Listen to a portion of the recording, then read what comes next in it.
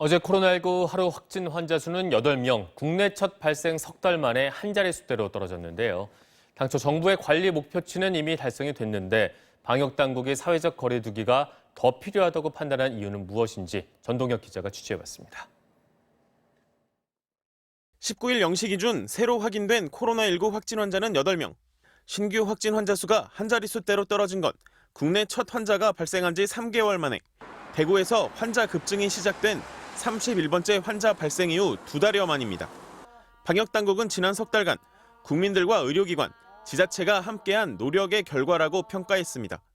하지만 아직 안심할 때가 아니라고 연일 강조하고 있습니다.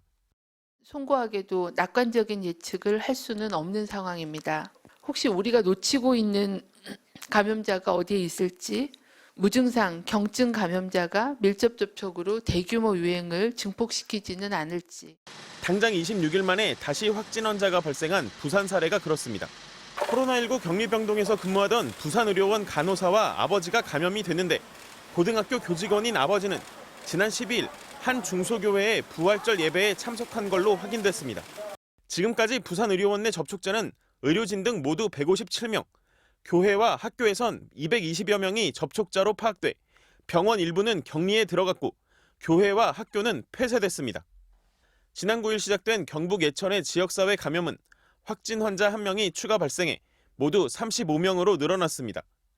논산훈련소에서 확진 판정을 받은 입소생 3명이 모두 신천지 신도인 점도 신천지발 확산 가능성이 아직 남아있는 것 아니냐는 우려를 낳고 있습니다. 이 때문에 방역당국은 집단 감염 취약시설에서는 사회적 거리 두기가 여전히 필요하다고 강조합니다.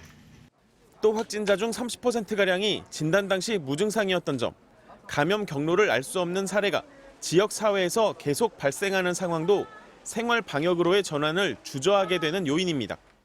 방역당국은 특히 지난 12일 부활절 종교 행사와 15일 총선 중에 느슨해진 거리 두기가 최근 감소세엔 아직 반영되지 않았다며 앞으로 2주간의 발생 추이를 예의주시해야 한다고 밝혔습니다. MBC 뉴스 전동혁입니다.